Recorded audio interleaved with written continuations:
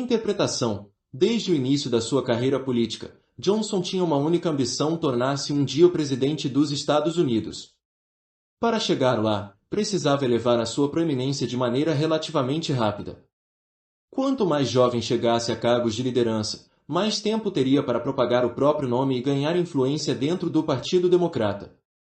Eleito para a Câmara dos Representantes aos 38 anos, parecia estar na trajetória certa para conseguir o que queria, mas lá sua carreira empacou.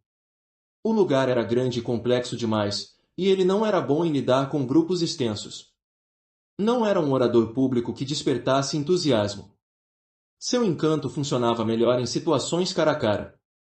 Sentia-se frustrado e inquieto.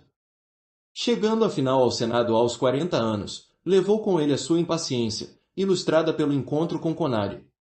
Contudo, pouco antes de tomar posse do cargo, visitou o plenário do Senado e teve uma epifania. O lugar era muito menor, era mais como um clube confortável para cavalheiros.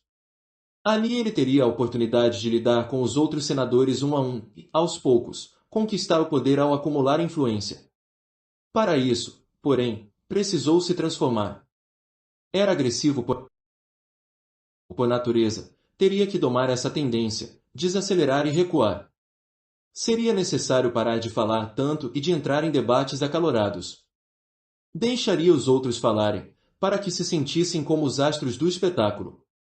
Pararia de pensar em si mesmo. Em vez disso, se concentraria por completo nos colegas senadores enquanto estes falavam e falavam. Assumiria uma fachada inofensiva de senador júnior aprendendo como tudo funcionava, o estudante sério e um tanto sem graça de procedimentos e legislação. Por trás dessa máscara, observava as pessoas sem dar mostras de ambição ou agressividade.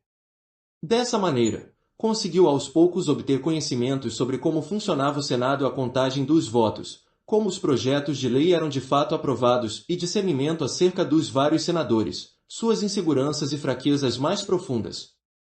A certa altura, esse entendimento profundo da instituição se traduziria numa mercadoria que ele trocaria por influência e favores. Depois de vários meses dessa campanha, ele foi capaz de alterar a reputação que tinha na Câmara. Não o consideravam mais uma ameaça, e quando os senadores baixaram a guarda, Johnson conseguiu intensificar a campanha. Voltou a atenção à conquista de aliados fundamentais.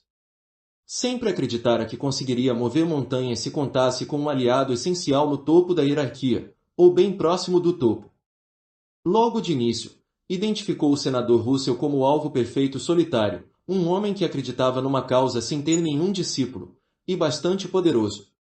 O apreço de Johnson por Russell era genuíno, e ele estava sempre em busca de figuras paternas, mas a sua atenção e abordagem eram bem estratégicas.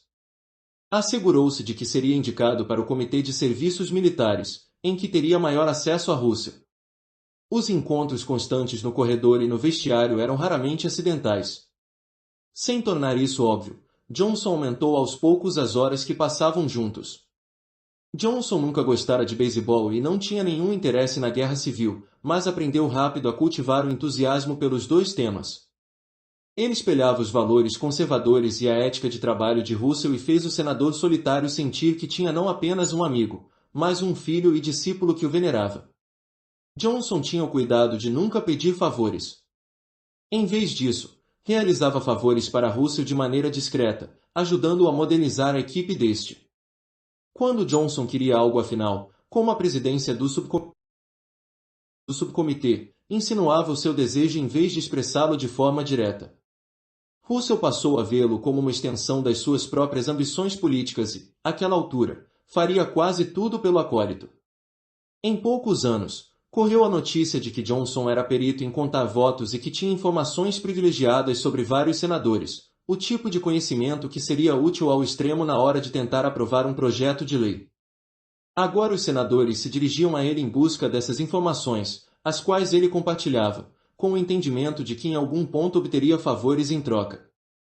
Aos poucos, a influência dele se espalhou, mas Johnson compreendeu que o seu desejo de ter o domínio dentro do partido e do Senado tinha um grande obstáculo: os liberais nortenhos. Mais uma vez, Johnson escolheu o alvo perfeito: o senador Humphrey. Johnson viu nele um homem solitário, carente de validação, mas que também era tremendamente ambicioso. O caminho para o coração de um Frei era triplo: fazer este se sentir apreciado, confirmar-lhe a crença de que tinha potencial para a presidência do país e dar-lhe ferramentas práticas para realizar as suas ambições. Como havia procedido com Russell, Johnson deu a um Frei a impressão de estar secretamente ao lado dele, espelhando os valores mais profundos de um Frei ao compartilhar da sua veneração por FDR. Depois de vários meses dessa campanha, um Frei faria quase qualquer coisa por Johnson. Agora, com uma cabeça de ponte estabelecida entre os liberais nortenhos, Johnson expandira sua influência para todos os cantos do Senado.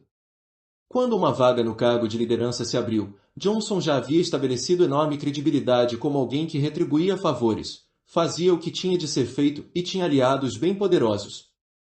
O seu desejo de controlar as indicações aos comitês representava uma alteração radical no sistema, mas, com muito cuidado, ele expressou a ideia como uma forma de aprimorar o Partido Democrata e ajudar senadores individuais em suas várias batalhas contra os republicanos. Era do interesse deles entregar o poder a Lyndon Johnson. Passo a passo, adquiriu a influência necessária sem se mostrar agressivo ou mesmo fazer ameaças. Quando aqueles no partido compreenderam o que havia acontecido, já era tarde demais.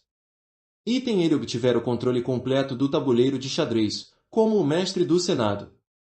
Entenda, a influência sobre as pessoas e o poder que advém disso são obtidos da forma oposta da que você talvez imagine. Em geral, tentamos seduzir os outros com as nossas próprias ideias, exibindo-nos sob a melhor luz possível. Fazemos alarde das nossas conquistas passadas e grandes promessas acerca de nós mesmos. Pedimos favores, acreditando que a honestidade é a melhor política, mas o que deixamos de entender é que estamos concentrando toda a atenção em nós mesmos. Num mundo em que o ser humano está cada vez mais absorto em si próprio, o efeito de todas essas ações é fazer os indivíduos reagirem se voltando ainda mais para dentro, pensando mais nos próprios interesses do que nos nossos. Como a história de Johnson comprova, a via mestra para a influência e o poder é seguir na direção contrária: ponha o foco nos outros. Deixe que eles falem, que sejam os astros do espetáculo. As opiniões e valores deles são dignos de serem emulados, as causas que apoiam são as mais nobres. Esse tipo de atenção é tão raro nesse mundo, e as pessoas estão tão famintas por ela, que lhes oferecer essa validação lhes baixará as defesas e lhes abrirá a mente para quaisquer ideias que você queira insinuar. A sua primeira ação, portanto, deve sempre ser recuar e assumir uma posição inferior em relação ao outro. Faça isso de modo sutil. Peça-lhe conselhos. O ser humano morre de vontade de demonstrar a sua sabedoria e experiência. Uma vez que você sinta que uma pessoa está viciada na sua atenção, poderá iniciar um ciclo de favores ao lhe fazer uma pequena delicadeza, algo que lhe poupe tempo ou esforço. Ela vai querer retribuir de imediato, e o fará sem se sentir manipulada ou coagida.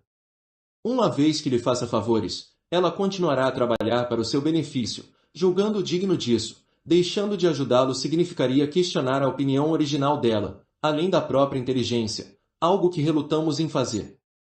Trabalhando lentamente desse modo dentro de um grupo, você expandirá a sua influência sem demonstrar agressividade ou mesmo deliberação, o disfarce perfeito para as suas ambições.